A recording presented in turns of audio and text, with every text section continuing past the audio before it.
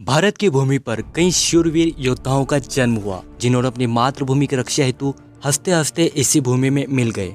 यह कहानी एक ऐसे वीर सपूत की है जिनके गीत आज भी गुनगुनाए जाते हैं।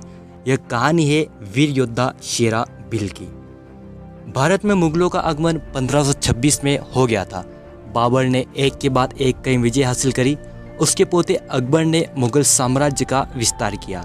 आगे चलकर इसी वंश में औरंगजेब हुआ। जिन दिनों औरंगजेब ने मेवाड़ की भूमि को चारों तरफ से घेर रखा था, उन दिनों की बात है।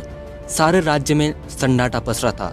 गांव उजाड़ दिए गए, कुएं पाट दिए गए, खेत जला दिए गए और सब प्रजाजन अपने पशुओं सहित अरावली की दुर्गम घाटियों में चले गए थे। लूनी नदी का कुछ स्वच्छ और मीठा जल अरावली की पहाड़ियों तक फैला था।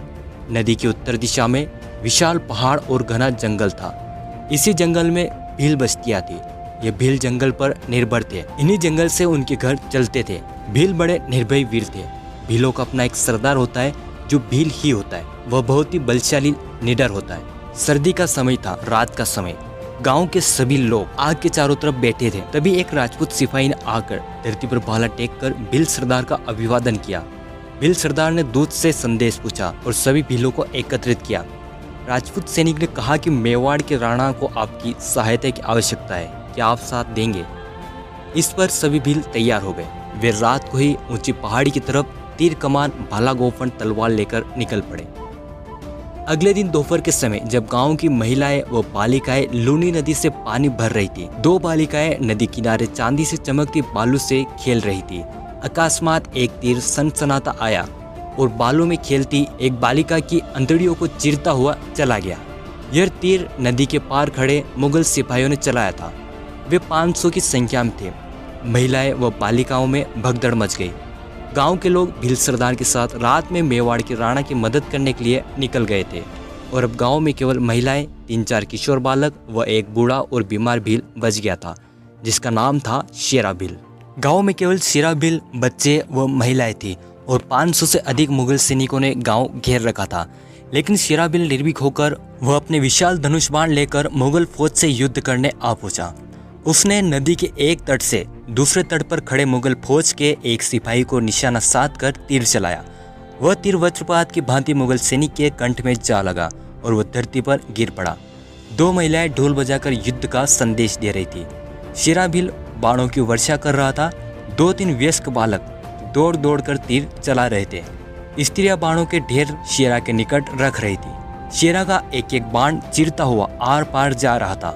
वही मुगल सैनिक शेरा पर बाणों की बौछार कर रही थी। शेरा वहीं बड़े बड़े शिलाओं के पीछे खड़ा होकर मुगल सैनिकों के तीरों से बच रहा था। शेरा ने देखा कि मुगल सैनिकों को रोकना कठिन है। 2-4 सिपाही गांव में आग लगाने की तैयारी कर रहे थे। शेरा भील ने महिलाओं और बच्चों को एक तरफ किया। एक लड़की पहाड़ों की तरफ दौड़ी जा रही थी। एक तीर शेरा की भुजा में आ लगा। उसने तीर खींचकर फेंक दिया। गांव धू धू कर जलने लगा। शेरा कौशल से बाण मारे जा रहा था। उसकी वीरता, साहस और धीरज आश्चर्यचकित करने वाला था। वह बालिका जो पहाड़ों की तरफ दौड़ी जा रही थी, वह एक ऊंचे पहाड़ पर चढ़ी और उसने लाल रंग का कपड़ा लाठी से ऊंचा किया।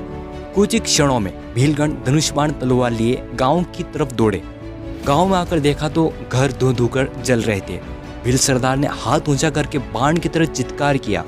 चारों तरफ भीलवीर बिखर गए। बाणों की वर्षा होने लगी। मुगल सैन्य में आर्तनाद मच गया। उनके पैर उखड़ गए। सैकड़ों घोड़े पानी में समा गए। रक्त से नदी लाल हो गई। युद्धम भील विजय हुए। युद्ध के बाद सरदार ने शेरा की तलाश की। वह सैकड़ों तीरों से छिदा हुआ एक झोंपड़ी की आड़ में निर्जीव था।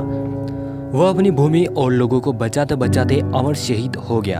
आज भी उस वीर वृद्ध शेरा भील के गीत गांव की महिलाएं गाती हैं। सलाम ऐसे जिन्होंने वृद्ध और बीमार होते हुए भी युद्ध किया, वह भी 500 से अधिक सैनिकों के साथ।